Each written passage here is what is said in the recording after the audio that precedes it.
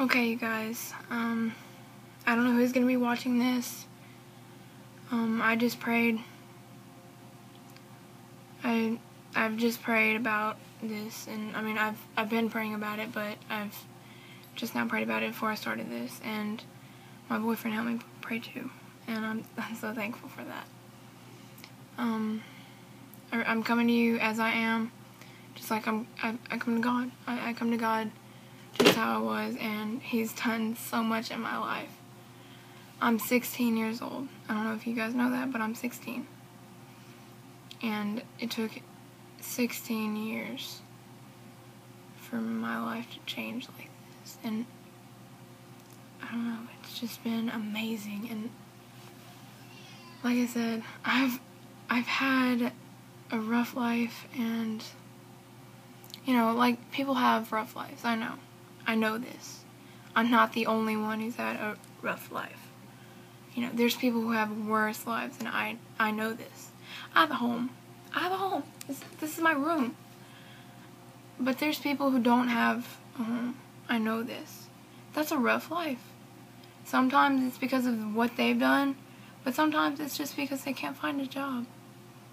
It's true, and it's sad, and I know this. But like I said, everyone has a rough life. Well, not everyone, but there are a lot of people who have had a rough life. And, you know, whether you choose to let that get you down, or, you know, if you let that get you down, you know, it's just not good. But like I said, God has picked me back up. He has picked me up, and I'm in His hand. I'm in His hand. And that's how it's going to stay, because He loves me and He loves you. But my summer, it's been a God summer right there. It's not been my summer. It's been God's summer in my life. And it's not even my life. I give my life to Him. Like I said, this summer has been so amazing for me. It really has. And like I said, my family's slamming doors in there, but there's been an unexplainable joy. No, I can explain it, actually. It's not unexplainable. It's not. God has given me joy. He really has. And I'm like, I've never been this happy. I really haven't. It's been definitely different. I mean, I used to go to school and I'd be like, the goody. I'm gonna be a junior.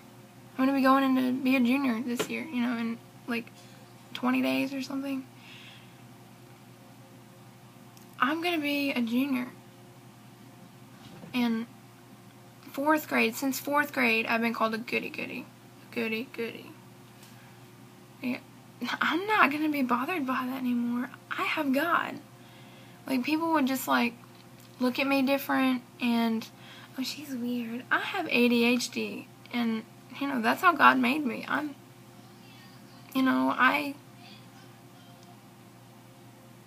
God made me like that, and I'm realizing that's how I am. And, you know, some people have it. A lot of people have it. And I understand that. Believe me, I understand that. It's hard. It really is. And I take medicine. I take medicine. And, you know, I don't have a problem with it. I think it's good for me. It helps me focus on, you know, whatever I need to do. But, you know, there's nothing wrong with that. But my point is, God made me the way I am, and people do make fun of kids are mean. Don't let anybody tell you kids are not mean, because they're mean. They really are. And if you're in high school or junior high or even younger than that, you know that. You know that for a fact. Even if you've been there, you still know that. Even it just gets worse. It gets worse every day, because God's gonna come back, and it's gonna get worse until God comes back. It's gonna get increasingly worse. Like, just worse. What I'm saying, though, is, I'm sorry, like I said, I have ADHD, but God has done so much for me this summer, you guys. He really has. It started out, I was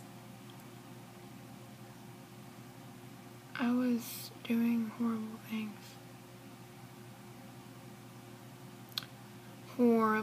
Things that I knew were wrong. that in, the Bible, I would read it in there and I would judge people about it. But I was the same way. And you don't need to be judging people. I've realized that I can't judge someone. I'm the same way. But I've been changed. Jesus loves me. And Jesus loves you. And once you change, once you accept him into your heart, he changes you from the inside out. He really does. And if he has not changed you, you do need to, re-examine, if you're saved or not. I've been Baptist since I was in my mom's stomach. I have. And I'm okay with that. But it is hard. It's hard for people who have been in church all their life to know that they're saved. Some people, it's just like, oh, I was saved when I was 6 years old, That's a really good thing, but you're still going to sin. Everybody's going to sin. And it's also hard for people who haven't been in church because, they still got to learn things. And it's hard for people to believe. I know this. We can't see it. It's like, we can't see it. And I think that's what helped. That's what doesn't help. Not doesn't help. I think that's what keeps people from believing in God, is we can't see it. Oh, he's not there. We have to have faith. I'm sitting on a chair right now, just in case you didn't know. I'm having faith this thing's going to keep me up. It's the same thing with God. We're in his hand, and we have to have faith that he's going to protect us. I'll tell you one thing. That's the best thing I ever done, or ever did. Sorry, I'm in Arkansas. But that's the best thing I've ever did, ever done. Whatever. That's the best decision I've ever made, was to give my life to God. It really was. He will take care of you, no matter what. You're an adult. He's going to take care of you. He's going to figure out a way. You need to tithe.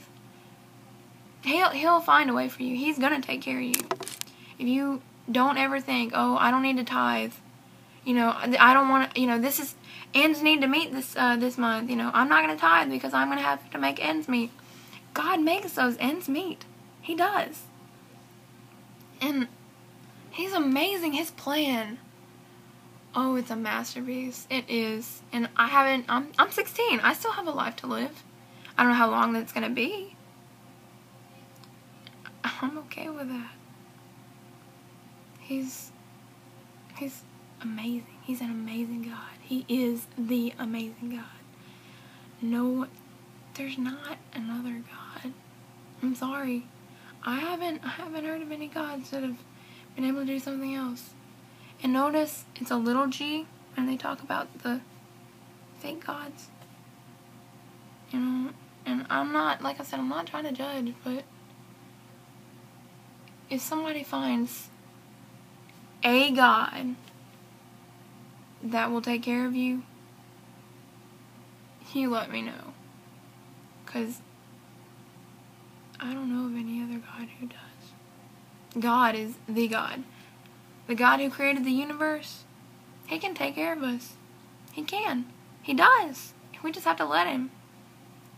And I'm not ranting here. I'm just so happy. And I just wish other people would see it how I do. And it's sad.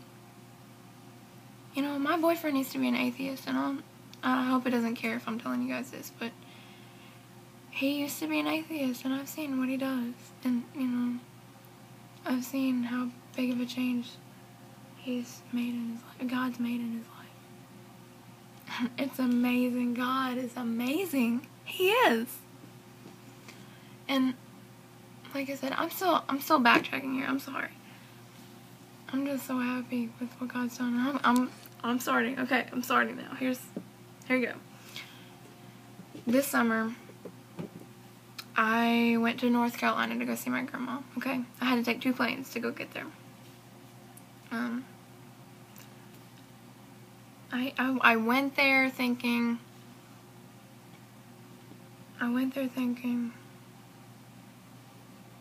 that I didn't matter. Okay, now. I thought, Kayla, you don't matter. You don't matter, Kayla. Nobody likes you. Nobody cares about you. I was throwing myself a little pity party. Invitations were being sent out. Not really. But I did. I was throwing my own little pity party. Nobody loves me. Me, me, me, me, me. And I was thinking, it's so much better in North Carolina. It's so much better. Yeah, I have a little brother. That's probably who you're hearing with the meh, you know. He has a little friend over. But, like I said, you know, siblings have problems. They do, and I understand that. But me and my brother, we're 7 years apart, and there's things that little boy says that just hurt me so bad. And I don't know if he's doing it on purpose. I don't know. I can't get inside of his head. He can get inside of mine, I'll tell you that. But, I don't know, it's just, families have their problems. Families are dysfunctional. I haven't met a family yet that was completely perfect. And I'm not going to. No family's perfect. And I can't put up a front. I can't. I'm not going to put up a front anymore. I was always trying to fit in and be like, you know, everything's my little brother's fault. Man. Another pity party right there. Everything's my brother's fault. Nothing's my fault. It's not necessarily my fault sometimes, but how I handled it is my fault. You know, it's true. If you handle something bad and it turns worse, it's your fault. It may not be, you know, oh, this happened and that's your fault. It could be someone else doing something. But that's just how Satan works into little families, you know. He destroys families. He does. I know it. I've seen it. My mom and dad were divorced when I was very little because Satan works through families, you know, and Satan gets people together that don't need to be together. Because I really think it's because they don't put God first. And thank God that I'm here, because, you know, if my mom and dad weren't together, I wouldn't be here. And God has me here for a reason. Maybe it's because I'm doing this video and somebody's gonna see it. Somebody's gonna watch, well, it's 12 minutes now, but somebody's gonna be watching this, you know, until the end, and maybe they'll get saved. If you're not saved, please talk to God. Leave a comment. Message me. Do something. Talk to someone that you trust and that's a Christian, because it's so important. It really is. Don't leave your heart in the state it's in, because everybody's hurting. Some time or another, everyone's hurting. Everyone gets hurt. And it's, you know, you can't just leave yourself like that. You can't. God can fix that.